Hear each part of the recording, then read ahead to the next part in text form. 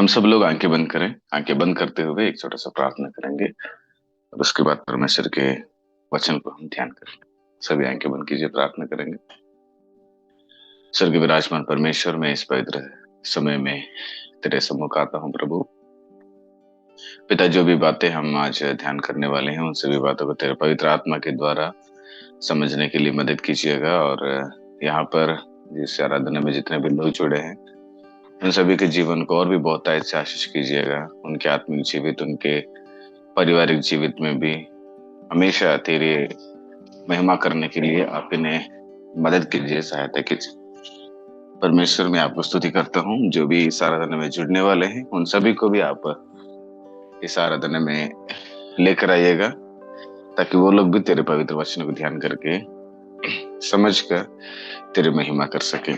आपको धन्यवाद परमेश्वर। सारी प्रार्थना यीशु मसीह के पवित्र मीठे नाम से इस विनती करता हूँ, पिता परमेश्वर, आमीन। प्रिय, आज हम सब लोग मिलकर परमेश्वर के वचन के द्वारा कुछ बातों को हम समझेंगे।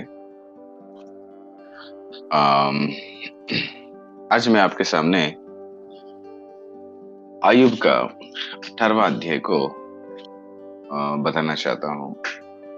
आयुब का 18वां अध्याय, हम इतने दिन आयुब के जीवन में जो आयुब के साथी लोग थे, मित्र लोग, आयुब को सच में दिल से कितना ठेस लगाया है, कितना दर्द पहुंचाए हैं, आप सब जानते हैं। क्योंकि आयुब एक धर्मी व्यक्ति है। बाइबल में परमेश्वर खुद बताते हैं, अगर आप आयुब का पहला अध्याय का पहला पद अगर पढ़ते हैं तो वहां पर उसके बारे में बहुत अच्छा शब्द लिखा गया ना। आयुब, उच्च देश के अंदर आयुब एक मनुष्यता और भय भक्ति से जीने वाला और बुराई को निकलते हुए निर्दोष रहकर परमेश्वर को उपासना करने वाले एक व्यक्ति था। ऐसे व्यक्ति के जीवन में जब परिस्थिति, आप जानते हैं कि परिस्थिति आयुब के जीवन में किस प्रकार से इकट्ठा हो गया था, लेकिन दोस्तों ने क्या कर दिया, उसको ना समझते हुए आयुब को बार बार, आयुब तुम पापी हो, तो अपराधी हो, तो गलत हो, और परमेश्वर के सामने तुम बहुत बड़ा अपराध किए, इसलिए ये सारा घटना हुआ है करके बहुत सारे लोग निंदा किए, दर्द पहुंचा दी। लेकिन देखिएगा प्रियो, आयुब का एक सिचुएशन, वहां की जो परिस्थिति वो अलग था और दोस्तों ने अलग अलग बातें किए हैं। लेकिन दोस्तों की जो बातें हैं वो तो सच है। दोस्त जो बात कर रहे थे वो तो सच है, लेकिन आयुब को वो सुटेबल नहीं होता है। और कभी कभी दोस्त, जो मित्र लोग थे, कुछ ऐसे गलत बात भी बोले हैं, वो उनको नहीं कहना चाहिए था। लेकिन प्रियो, आज मैं आपके सामने एक बात को लेकर आया हूं। जब हम लोग 18 अध्याय को पहुंचते हैं, इस अध्याय को ध्यान करने से पहले मैं एक बात को आपको बताना चाहता हूँ। आज दुनिया में सबसे बड़ी समस्या और सबसे बड़ी प्रॉब्लम यह है, आज अगर आप जवानों को ले लीजिएगा या आप लोग कोई किसी को भी अगर आप लेते हैं ना, तो बड़ी समस्या यही है प्रियो, कि सबके सब जो है ना, कोई अपने गलती को, अपने अपराध को मानना नहीं चाहते। कि सबके अंदर शैतान एक ऐसी आत्मा को भर दिया है कि चलो दुनिया सब गलत है और मैं कर सही हूं, मेरे साथ रहने वाले सब लोग गलत हैं, मेरा अधिकारी गलत है या मेरा पास्टर गलत है, मेरे साथ रहने वाले सब लोग गलत हैं, लेकिन मैं जो कर रहा हूं वो बहुत बिल्कुल ठीक ठाक है। देखिएगा, हम जो करते हैं गलती, वो हमें पता नहीं चलता है, हमें कभी पता नहीं चलता है। हम, बाइबल बताता है नीति वचन में, हमारे हिसाब में हम धर्मी नहीं ठहरना चाहिए। हमारे हिसाब में हम धर्मी होना चाहिए, कहलाना चाहिए परमेश्वर के हिसाब से, क्योंकि परमेश्वर हमें सर्टिफिकेट देना चाहिए। परमेश्वर हमें बोलना चाहिए कि हाँ, तू धर्मी है, तो पवित्र है, तो अच्छा है, तो गलत नहीं तेरे अंदर, तो एक खराब मनुष्य करके परमेश्वर देना चाहिए। लेकिन हमेशा जो है वो टैग हम खुद लगा लेते हैं। मैं सही हूं, मेरा कोई गलती नहीं, मेरा कोई पाप नहीं, मैं कभी भी गलत कर ही नहीं सकता हूं। ऐसे हम लोग हमेशा क्या करते हैं, हम अपने आप को धर्मी ठहराते हैं। ये बहुत बड़ा एक गलत है मित्रों। इतना क्या बोलते हैं, डेंजर है, खतरा है हमारे जीवन में, कि हम कभी भी बदल नहीं पाते। ऐसे अगर सोच विचार हमारे जीवन में रहता है, कभी नहीं बदल पाते हैं, कभी भी हम परमेश्वर करीब नहीं रह पाते हैं। इसलिए ये सोच को हमें क्या करना पड़ेगा, हटाना पड़ेगा। तो मैं अक्सर लोगों को कहता हूँ, मेरे साथ रहने वाले लोगों को भी, या स्टाफ लोगों को हो गया, मेरे साथ रहने वाले विश्वासी लोगों को हो गया, जितने भी फोन करते हैं उनसे हो गया, मेरे परिवार के लोग हो गया, खुद को मैं भी वो रूल को मैं फॉलो करता हूँ, और मैं लोगों को यही कहता हूँ। देखिएगा, इस संसार में मुझे सबसे पहले मेरा गलती अगर मुझे एहसास होता है, अगर होना चाहिए, मेरा पाप, मेरा अपराध अगर मुझे पता होना चाहिए, तो एक तरीका बहुत बढ़िया तरीका है। क्योंकि हम कभी भी इस यहाँ पर अगर हम इस प्रकार से अगर हम हमारे अंदर की उन बातों को अगर खोजते हैं, तो हमारे अंदर कोई गिल्टी महसूस नहीं होता है, यार मैंने इतना पाप किया है क्या, इतना अपराध किया है क्या, कैसे शर्मिंदगी होता है, ऐसा कभी भी नहीं होगा। क्योंकि हम सब लोग परमेश्वर के उस सिंहासन के पास खड़ा होना पड़ता है। इसलिए जितना जल्दी हो सकता है उतना हमारे अंदर की सारी बुराइयों को क्या करना पड़ेगा, हटाना पड़ेगा। क्यों मैं इस बात को बता रहा हूँ? हमारे अंदर की बुराई या हमारे अंदर के अपराध अगर हमें पता होना चाहिए, हमें बदलना चाहिए ना। बिना बदले कितना दिन तक हम लोग ऐसे ही रहेंगे? 5 साल, 10 साल, 15 साल से हम प्रभु को जानते हैं, जो पाप में हम पहले थे वही पाप को, अपराध को करते आ रहे हैं। क्योंकि 18 अध्याय को ध्यान कर रहे हैं, करने वाले हैं आयुब का। एक ऐसी अध्याय है प्रियो, मस्त अध्याय है, मुझे तो बहुत अच्छा लगा। और इसको मैं अध्ययन करके कल रात को स्टडी करके फिर सभी नोट्स बनाकर जब मैं सो रहा था, तो कल एक कनाडा डिवोशन, मॉर्निंग डिवोशन का जो वीडियो है वो यूट्यूब में अपलोड हुआ था। मैं सच में कहता हूँ, मैं जो वचन को तैयार किया था सुटेबल वही वचन वहां पर एक भाई ने परमेश्वर के वचन को शेयर किया था। तो मुझे अच्छा लगा, परमेश्वर ने इस वचन के द्वारा मुझे काफी पहले ही बात किए थे, और आज कल भी मुझे बात किए हैं, मैं उसी को लेकर आपके पास आता हूँ। इसलिए हमारा अंदर की अगर पाप हमें पता होना चाहिए, तो एक तरीका है बाइबल। जितने आप परमेश्वर के वचन को पढ़ते हैं उतना आपका हृदय पवित्र हो जाता है। जैसे हमारे कपड़ा में जो धूल लगा हुआ रहता है या गंदा लगा हुआ रहता है, तो उसको साफ करने के लिए दुनिया में क्या कर दिया है, कितने डिटर्जेंट है ना, सर्फ वगैरह, साबुन वगैरह बनाया है। हम अच्छे से साबुन खरीदते हैं और हम उसको धोते हैं ताकि पवित्र शुद्ध दिखे। ठीक उसी प्रकार प्रभु यीशु मसीह का जो वचन है वो आईने की तरह है। बाइबल बताता है वो आईने की तरह है। जब हम उस वचन को पढ़ते हैं, वह ऐनक हमारे चेहरे को दिखाता है ना। आप देख रहे स्क्रीन में, वो बाइबल जब पढ़ते हैं ना, वो हमारा चेहरा, हमारे दिल के चेहरा वहां पर दिखता है कि तेरा अंदर कितना है गंदगी। जो आदमी बाइबल को पढ़ता नहीं है, मैं सच में कहूंगा, जो आदमी बाइबल को मानता नहीं है, जो आदमी बाइबल के करीब जाता ही नहीं है, वो जिंदगी में कभी नहीं बदलता है। आप क्या बनना चाहते हो? आप हृदय को बदलना चाहते हैं? आप अपने हृदय को बदल कर, प्रभु मैं आपके लिए तैयार करना चाहता हूँ, मैं यहाँ पर गंदे सोच विचार अपराध हृदय में नहीं रखना चाहता हूँ प्रभु करके, अगर आप लोग बदलना चाहते हैं, तो एक तरीका है प्रिय, आप बाइबल के पास जाइए, वो आपके लिए ऐनक है। जैसे हम हमारे चेहरे को देखते हैं, उसमें कहाँ पर क्या कमी है, बाल में क्या कमी है, चेहरे में क्या कमी है, होंठ में क्या कमी है ना, आईब्रो में क्या कमी है, कान में क्या कमी है, सारा चीज को वहां पर देखते हैं। देखकर जो जो कमियां हैं उसमें लगा लगा कर क्या करते हैं हम, क्या बोलते हैं, जैसे लोग फैशन शो में जाते हैं, शादियों में जाते हैं ताकि अपने आप को खूबसूरत दिखाने के लिए, ठीक उसी प्रकार हमारे जीवन को उस आईने के पास जाकर बदल सकते हैं। इसलिए बाइबल जो है हमारे चेहरा को दिखाता है। दूसरा, बाइबल जो है वह हमारे पीछे, हमारे अगल बगल में रहने वाले लोगों को भी दिखाता है वो कैसे हैं। जो आदमी बाइबल को सही से अगर अध्ययन करता है प्रियो, आप अगर आप ऐसे आदमी बन जाइएगा, बाइबल को सही से अध्ययन कीजिए, आप पढ़िएगा, सुबह रात उसको ध्यान कीजिए, आपके अगल बगल के लोगों को पहचानेंगे आप लोग कि ये आदमी किस प्रकार का सोच का है ना। मैं अक्सर एक सोच और एक विचार मेरे अंदर आता है कि कहीं सर बोलते रहे, पता चलता है, क्योंकि वो जो परमेश्वर का वचन है, उनके चेहरे, उनके हृदय की बातें, उनके होठों के जो शब्द है, उससे पता चलेगा कि ये आदमी गलत बोल रहा है। तो आपके अगल बगल में जैसे हम लोग गाड़ी चलाते रहेंगे, पीछे वाला गाड़ी अगर देखना है कौन लोग आ रहे हैं, तो हमें गाड़ी के सामने रहने वाले, हमारे सामने जो गाड़ी पे ऐनक लगा रहता है उसको देखकर हम देखेंगे कि लोग कहाँ पर गाड़ी आ रहा है, कैसे मोड़ना है, कैसे जाना है, पता चलेगा। तो इसलिए पहला बाइबल मेरे चेहरा को दिखाएगा, दूसरा आपके अगल बगल के लोगों को तुम्हें तुम्हें दिखाएगा वो, है ना। इसलिए तुम्हारे जीवन में ये बाइबल आपके लिए बहुत जरूरी है। अगर आप, तुम्हारे अंदर की गलतियां अगर आपको पता होना चाहिए, क्योंकि हम मनुष्य को नहीं सुन रहे हैं ना, पास्टर जी को, हमारे से हमसे जो उम्र में बड़े हैं उनसे, जो आत्मिक जीवित में जो उन्नति में है उनके बातों को मानने के लिए तैयार नहीं। हम सोचते हैं, अरे यार इनको काम ही वही है, वो बताते हैं, हम तो ठीक है। ऐसे क्या करते हैं, हम चलते हैं। बहुत बड़ा खतरा है प्रियो। इसलिए मुझे बहुत ही कम समय है, उस कम समय में 15 मिनट है, 15 मिनट में मैं इस 18वां अध्याय को बताना चाहता हूँ। ध्यान से सुनिएगा, इसलिए कि यहाँ पर एक व्यक्ति है, वह व्यक्ति बहुत सटीक सही बता रहा, मतलब इतना सच बता रहा है।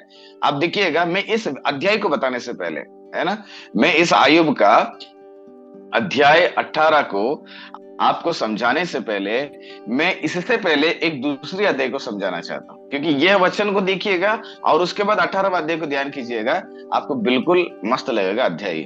क्योंकि जब आप लोग भजन संहिता का 9वां अध्याय 16 पद को पढ़ते हैं, वहां पर ऐसे लिखा गया, दाऊद का सच बात है ये, पवित्र आत्मा के द्वारा जिक्र करवाया, परमेश्वर ने पवित्र आत्मा के द्वारा लिखवाए दाऊद के द्वारा, कि दुष्टों की जिंदगी के बारे में।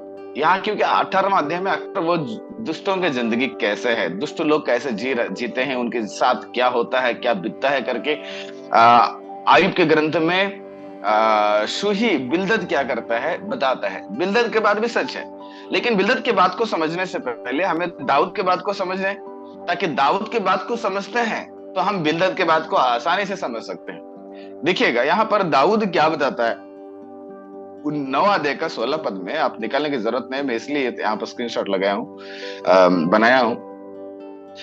दुष्ट अपने किए हुए कामों में फंस जाता है।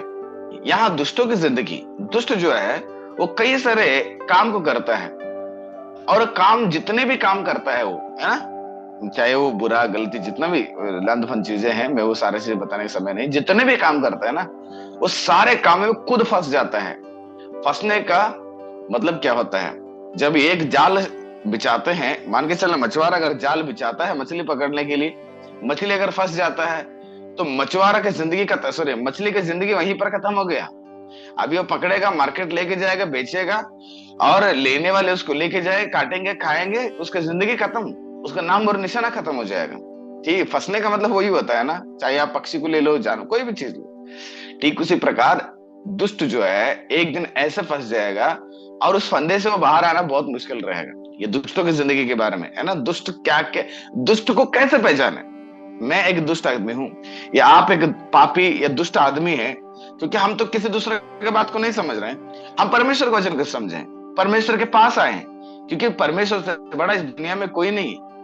हमारे यीशु मसीह बताते हैं पवित्र आत्मा के द्वारा, दुष्ट अपने किए हुए कामों में फंस जाता है। और उसी 9 अध्याय का 17 पद देखिएगा, दुष्ट लोग, दुष्ट अधोलोक में लौट जाएंगे, तथा वे सब जातियां भी जो परमेश्वर को भूल जाती हैं। यानी कि दुष्ट परमेश्वर को भूल जाता है, याद रखिएगा, दुष्ट आदमी जो है परमेश्वर को भूल जाता है। जो आदमी परमेश्वर को भूल जाता है जिंदगी में, चाहे सुबह भूल जाता है, चाहे दोपहर भूल जाता है, चाहे रात को भूल जाता है, चाहे कोई भी काम में पहला प्रथम स्थान अगर परमेश्वर को देना नहीं चाहता है, या पाप करते समय परमेश्वर को याद नहीं करते, यार मैं परमेश्वर को तो जानता हूं, यीशु मसीह मेरे लिए सूली पे चढ़ा हुआ है, मेरे पाप को मिटा डाला है, तो मैं उस परमेश्वर इतना मेरे लिए किया है, तो फिर से मैं क्यों पाप करूं, ये सोचता नहीं वो, क्योंकि वो दुष्ट है ना, उसके अंदर दुष्टता भरा हुआ है, परमेश्वर को याद नहीं करेगा वो, उसको परमेश्वर को भूल गया, संसार को याद रख दिया। देखिए, हमें व्हाट्सएप कब ओपन करना है, हमें फेसबुक कब ओपन करना है, खाना कब खाना है, सोना कब करना है, कहां पर कब जाना है, किससे कितना देर बात करना है, सारा चीज याद रहेगा। हमारा एटीएम कार्ड पासवर्ड याद रहेगा, बैंक में बैलेंस याद रहेगा, है ना, हमारे शादी का क्या बोलते हैं, वेडिंग एनिवर्सरी, बर्थडे, चीज याद रहेगा, लेकिन हमारे जीवन में भूल जाते हैं परमेश्वर को। बाइबल में दाऊद बताता है, परमेश्वर को भूल जाने वाला वो एक दुष्ट व्यक्ति है, दुष्ट व्यक्ति ही भूल जाता है। देखिए 10वां अध्याय, देखिए बहुत सारी चीजें हैं, समय नहीं रहने के कारण मैंने इतना ही लाया हूं। दुष्टों को कैसे पहचाने, मैं या आप अगर दुष्ट व्यक्ति हैं तो कैसे पहचाने, हम तो नहीं समझ रहे भैया, हम अपने आप को सुधर नहीं पा रहे हैं, तो कैसे समझें, कुछ नहीं, वचन वचन ऐनक है, मेरे लिए भी ऐनक है, तुम्हारे लिए ऐनक है। दुनिया में कितना बताइए मजदूर है जो आजकल मरने वाला आदमी है, उनके पास नहीं रहे, क्योंकि उनको देखकर क्या उनको सजाना है अपने आप को, है ना। ठीक उसी प्रकार हमारे जीवन में हम सजावट करते हैं ऐनक को देखकर। बाइबल हमारे लिए ऐनक है। उस ऐनक के पास आए हैं, वो ऐनक हमारे हृदय को दिखा रहा है, तुम्हारा अंदर क्या दिखा रहा है। अगर परमेश्वर को भूल जाता है तो परमेश्वर बता रहा है तो दुष्ट है ना। तो देखिएगा फिर 10वां अध्याय का दूसरा पद देखिएगा, दुष्टों के अहंकार के कारण दीन मनुष्य खदेड़े जाते हैं। दुष्ट के पास इतना अहंकार है, वो दीन मनुष्य को भी क्या करता है, मतलब उसके वजह से दीन मनुष्य भी खदेड़ा जाता है। कितने अच्छे लोग हैं, कितने अच्छे सेवक लोग हैं, कितने अच्छे मनुष्य लोग हैं, धर्मी लोग हैं, उनके हृदय में रोज कुड़कुड़ाहट है। क्यों? दुष्ट लोग हैं। दुष्ट लोगों का अहंकार से क्या करेंगे, ये दीन मनुष्य के बारे में बातें करना, दीन मनुष्य को दर्द देना। अभी यहाँ पर वही हो रहा है ना, आयुब के जीवन में वही हो रहा है।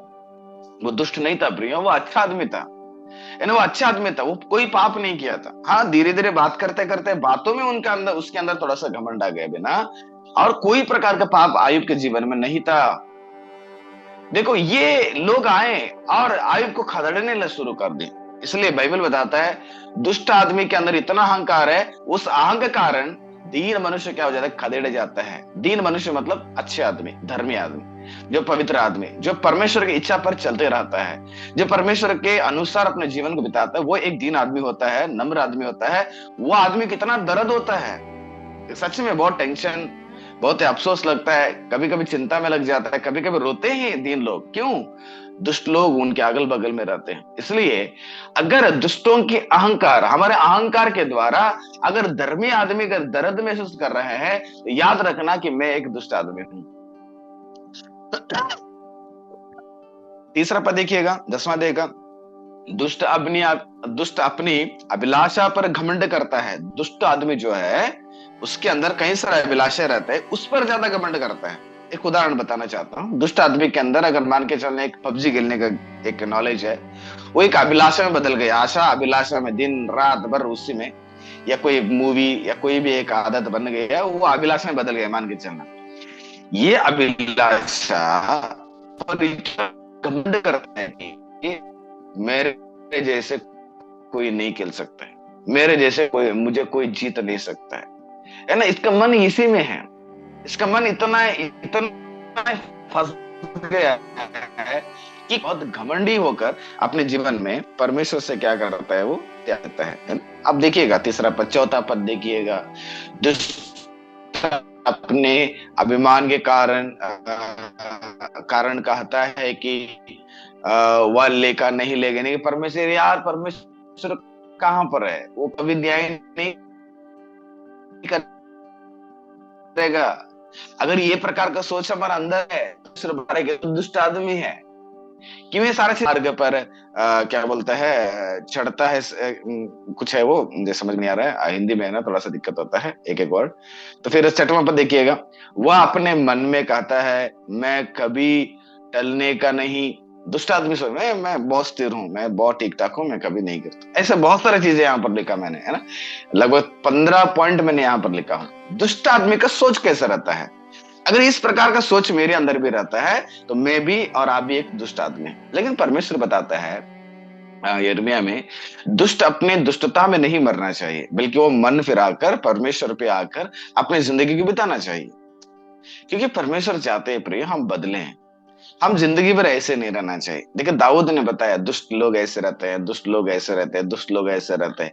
लेकिन यही बात को यहाँ पर बिलदाद क्या करता है, उसको बताता है कि अगर आप और हम अगर इस संसार में दुष्ट होकर जिंदगी बिताते हैं, तो परमेश्वर का एक कृपा हमारे जीवन में है कि हम बदल जाएं, हम उन आदत को छोड़ दें। प्रभु मैंने आपको भूल गया, प्रभु आज से मैं आपको याद रखूंगा।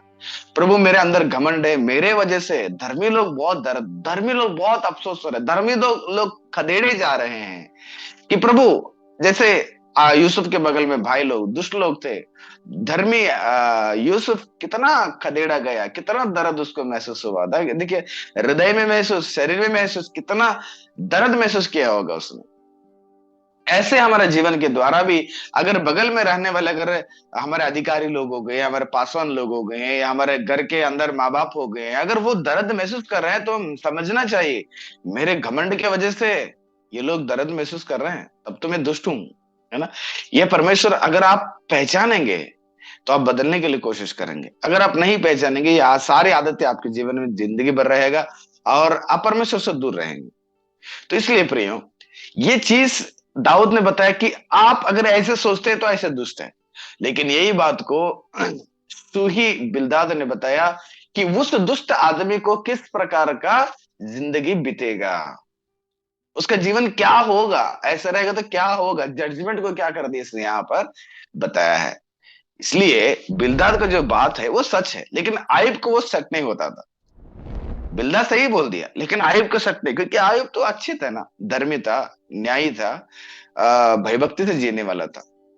देखिए यहाँ पर बिल्दाद क्या बताता है, निश्चय दुष्टों का दीपक बुझ जाएगा और उसकी आग की लौ ना चमकेगी। दुष्टों का एक दीपक, जिंदगी का जो दीप होता है, वो दीप बुझ गया है। कितने लोगों का दीप बुझ गया है, बस चल रहा है, संसार के सामने दिख रहे हैं, लेकिन परमेश्वर के सामने तो नहीं दिख रहे हैं ना। हमारा दीप कहाँ जल रहा है? हमारा दीप यानी कि अंदर की जो आत्मा, पवित्र आत्मा कहाँ चल रहा है हमारा, वो बुझ गया है। जिंदगी कहां पर हमारा अच्छा है? जब देखो तब हमेशा चिंता में, हमेशा हम लोग कुड़कुड़ाहट में, ये कमी वो कमी, दीप नहीं जल पा रहा हमारा जीवन। इसलिए प्रियो, मैं ज्यादा इसको बताने की जरूरत नहीं, खुद समझ में आ जाएगा, है ना। बिल्दाद बताता सच बात है ये, दुष्टों के दीपक क्या हो जाएगा, बुझ जाएगा और उसकी आग की लय लौ ना चमकेगी। फिर नेक्स्ट 8वां पद में, उसके ढेरे में का उजियाला अंधेरा हो जाएगा। परिवार के बारे में बात कर रहे हैं वो, और उसके ऊपर का दिया बुझ जाएगा। अभी पहला व्यक्तिगत जीवन के बारे में बता दिया कि दुष्टों का जीवन कैसे रहेगा, उसके बाद दुष्टों के जीवन के परिवार कैसे रहेगा, वो अंधेरा में रहेगा। 7वां पद देखिएगा, यानी कि दुष्टों के बड़े बड़े डग छोटे हो जाएंगे। मतलब इसका जितना भी संसार का हो गया, आत्मजीवन कितना ही बड़ा हो गया, वो धीरे धीरे क्या होता है, कम होते रहेगा, कम होते रहेगा। नहीं, जजमेंट बता रहा परमेश्वर।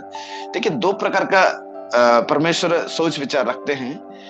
कुछ लोगों को है ना, हमारे गलती का कभी कभी एहसास जो है, या कोई प्रकार का दंड जो है, या इस संसार में दे देते हैं ताकि हम उसको सुधरे तुरंत। जैसे अभी एक गलती करते हैं, हमारा बेटा को डंडा से मार देते हैं ताकि बड़े होने के बाद बड़ा अपराध ना करें। ठीक उसी प्रकार परमेश्वर यहाँ पर इस पृथ्वी पर छोटे छोटे शिक्षा देते हैं, दंड देते हैं, ताकि दंड से मैं बदल जाऊं, मैं समझ पाऊं कि हाँ प्रभु, मैंने गलत किया, मैं बदल जाऊंगा। एक ही मकसद परमेश्वर का कि मैं बदलूं, मैं बदलूं, मैं बदलूं, मैं बदलूं, मैं सुधारूं, मैं सही हो जाऊं, मैं परमेश्वर करीब हो जाऊं। इसलिए परमेश्वर छोटे छोटे दंड देते हैं।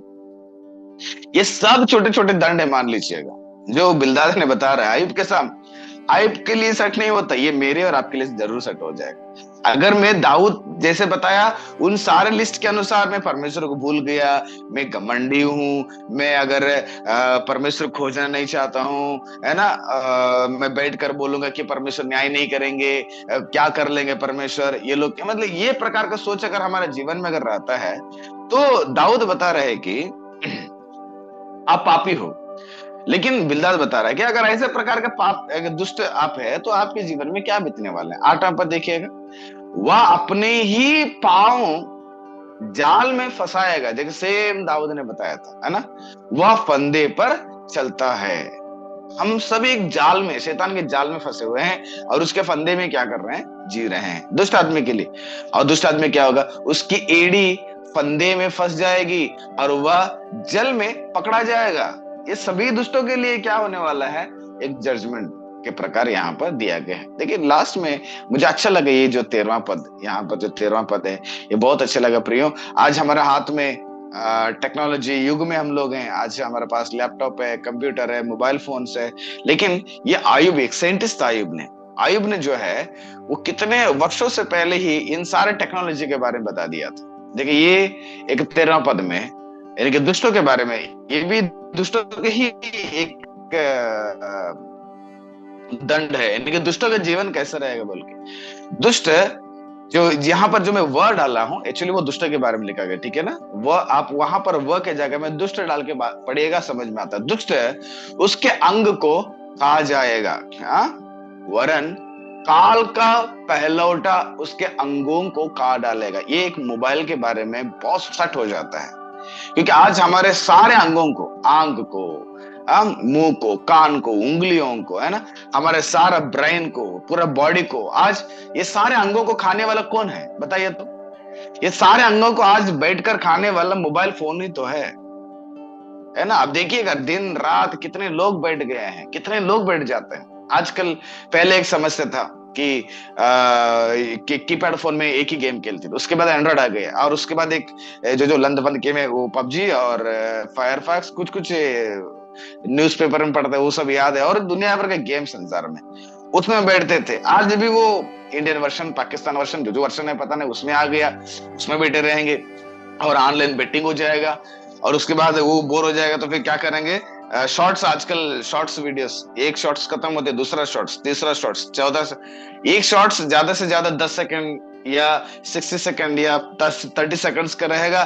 वो खत्म होते तीसरा वो अपने आप को स्लाइड होगा। नहीं तो हम खुद क्या करेंगे? स्लाइड करके घंटों घंटों वहां पर बैठ जाएंगे। बताइएगा, इतने हमारे शरीर के अंगों को, आंख से लेकर, उंगलियों से लेकर, है ना, तुम्हारे हाथ से लेकर, तुम्हारे बॉडी से लेकर, तुम्हारे ब्रेन से लेकर, सारे इन अंगों को खाने वाले संसार में कौन है आज बताइए? यही है मोबाइल फोन। देखो, उस मोबाइल के फोन के बारे में आयुब ने कितने वर्षों से पहले बताया होगा। दुष्टों के अंगों को खा डालने वाला कौन है? पहलौठा, मृत्यु का पहलौठा बोलते, काल का पहलौठा। इस संसार में अगर इस काल का अगर पहलौठा कोई है तो वो मोबाइल है प्रियो। ये मोबाइल फोन जितने भी है सबका अंगों को खा डाल रहा है। बच के रहिए। क्यों इस बात को मैं बता रहा हूं प्रियो? आप बहुत ही इंपॉर्टेंट है परमेश्वर को। आपके अंदर इतना टैलेंट है, और इस टैलेंट जो आपके अंदर टैलेंट की हिंदी में क्या बोलते हैं पता नहीं, ये आपके अंदर जो हुनर है, हाँ, वो हुनर इतना बढ़िया है, आप कुछ भी कर सकते हैं। पता है आपको? हम समझे हमसे क्या होगा? हमसे प्रचार करना थोड़ी होगा, हमसे ये काम करना थोड़ी होगा, हमसे ये समझना थोड़ी होगा। नहीं, आप कुछ भी कर सकते हैं। उस चीज को आप इस्तेमाल कीजिएगा। आप एक टेक्नोलॉजिस्ट हो सकते हैं। आप एक हैंडीक्राफ्ट, जो हाथ से जो बनाते हैं, क्राफ्ट वगैरह बनाते हैं, वो अच्छे अच्छे क्राफ्ट को भी आप बना सकते हैं। उतना क्यों है, आप लोग जो चीज बाइबल में नहीं समझ में आ गया, वो मोबाइल में जाके 4-5 लोग प्रचार किए, उसको आप देखिएगा। इतने चीज है प्रियो। अगर आप लोग एक अच्छे होटल में काम करते हैं, या हॉस्टल में वार्डन, सॉरी, खाना बनाने वाले बनकर अगर आप काम करते हैं, आप यूट्यूब में जाए, दुनिया भर का वीडियो, वहां पर आप उसको देखकर उसी टेस्ट को आप बच्चों को खिलाइएगा। या अगर आप लोग हॉस्टल वार्डन है, बच्चे लोग कुछ समझाना चाहिए, अगर मान के चलना इंग्लिश ग्रामर है, अब खुद मैं ऐसे हूँ, मेरे बच्चे आ जाते, पापा ये क्या है, टेंस के बारे में क्या है, नाउन्स के बारे में क्या है, प्रोनाउंस के बारे में क्या है।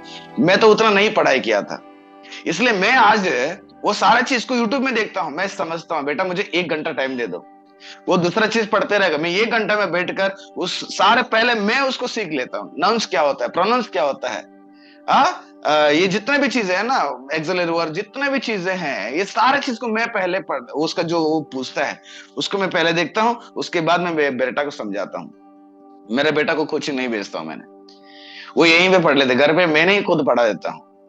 देखो, अभी ये जिम्मेदारी हम, हॉस्टल में भी एक जिम्मेदारी होता है ना।